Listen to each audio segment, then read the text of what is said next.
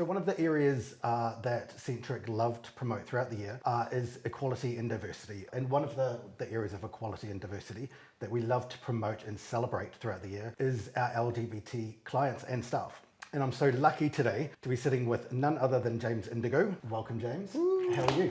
I'm good, thank you. You? Good. So thank you so much for coming along because, like I said, we love to promote LGBT clients throughout the year, and with Pride coming up in the next couple of months, it's so good to have you here. So what does Pride mean to you, and how do you celebrate Pride? I celebrate Pride. I like to have fun. Yep.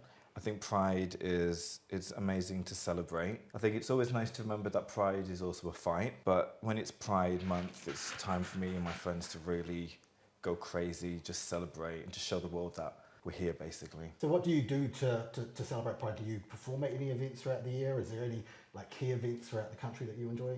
Yeah, so Pride, I'm booked for quite a few Prides. I'm doing Germany, Amsterdam. Oh, wow. We've got quite a few Prides coming up. So, I mean, obviously quite a busy schedule ahead. Yeah, so it's going to be a celebration of glitter, gay, and just gay. Love it. Yeah. Love it. I'm all about the glitter. There's usually a lot of glitter in your beard. Yeah. Usually for several months afterwards, you cannot get that stuff out. So one of the most challenging things I think for any LGBTQ plus individual is coming out and feeling accepted within the community and within their families, within their friendship circles. What was your coming out story like? And was it an easy process? Well, when I was young, I think my mother must have known I was gay because she said I was dancing around to Kylie Minogue. But when I was a teenager, my coming out story was quite different. So I was outed by one of my best friends at the time. So coming out for me was a bit crazy. I remember this one time my mum called me and she was like, James, I've just had a call from the girl's name. And I was like, yeah. And she was like, you're gay? And I was like, and it was kind of that moment where you're like, do you just lie? Or do you just say, yeah, this is right? Yeah. And I said, yeah, I am. And I thought it was going to be a, I disown you or something like that. But she was like, I kind of had the inkling, but I was just waiting for you to come out. And it was like that. So it was quite hard. And then it was going around with my family just to be like, I'm out. So it was like that, yeah.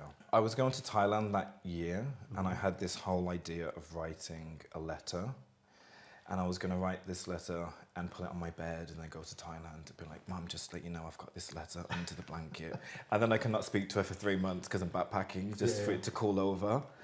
It's sort of simmering in the background. Yes, it was just simmering. So I thought, okay, whilst I'm on the beach and in the sun, I could just pretend that that's never happened.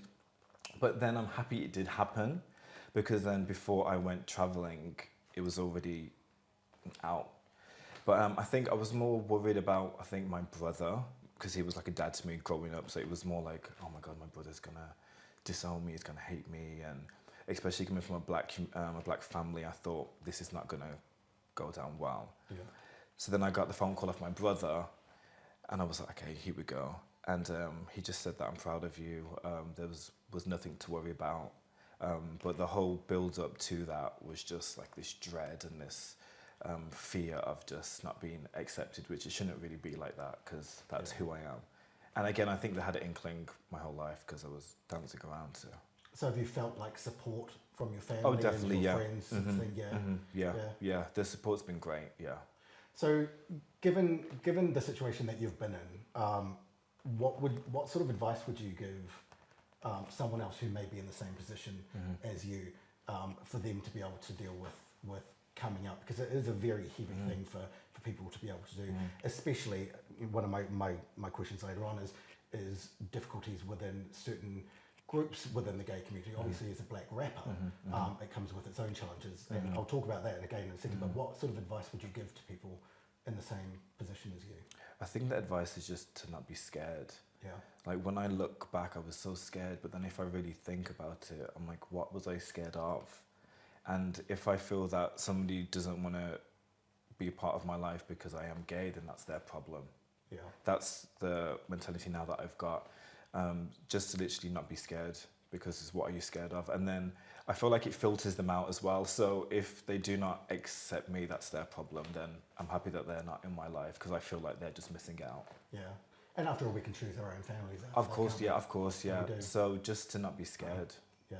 and just to be who you are, because that's the best. You can't change being who you are.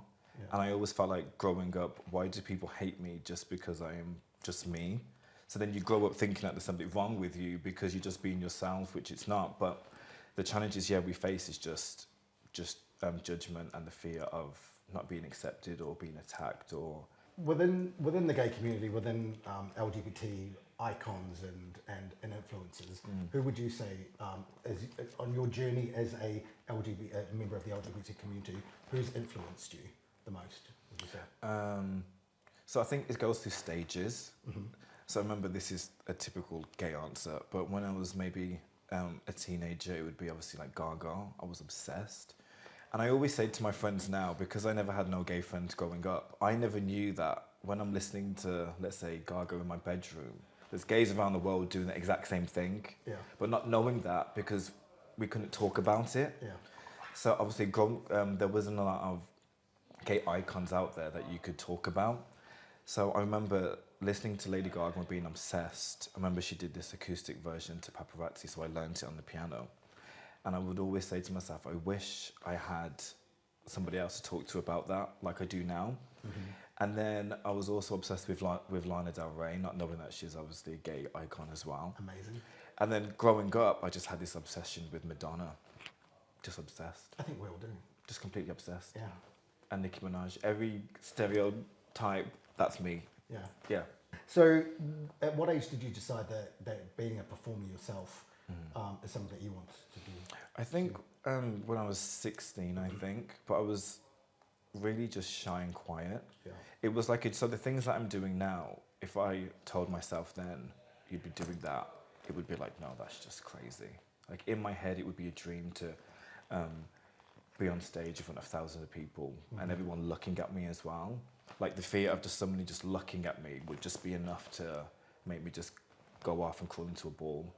So now to be like, oh, okay, I'm doing Pride next month, or I'm performing here next month with all these people looking at me, it's like, oh, you did that. So where did you get that confidence from? Where did that stem from? I think the confidence comes down to just believing in yourself more, I think. I think I kind of had this moment where I was like, this is the face you're gonna have, this is the body you're gonna have. You can either spend your whole life hating it or your whole life loving it and wanting to do what you want to do. I was like, I know that the only thing I ever wanted to do is just do music. Yeah.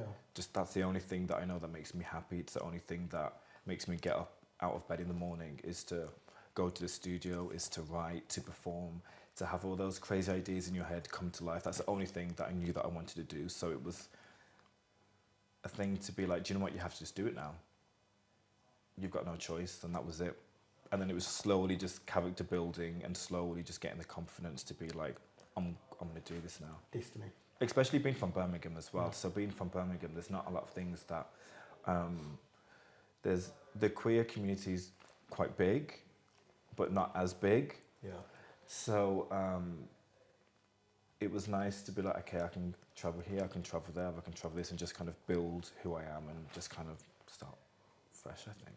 So you've already made quite a number of good contacts within the gay community as well, because you worked with Black Pepper on your recent single, which was out in March Money. How did that come about? So Pepper's from Birmingham as well. Yep. So we'd always go out to the clubs in Nightingales, and if you're from the gay community and you go out all the time, you bump into people all the time. So we'd bump into each other all the time and just make friends, and we'd just go out and party and dance, and she really liked my song Contour that I did. And then she won a drag race, it was amazing. And then we've been saying for ages that we need to do a song together for ages. And then it was just like, should we do a song? It was like, yeah, come on, let's do one.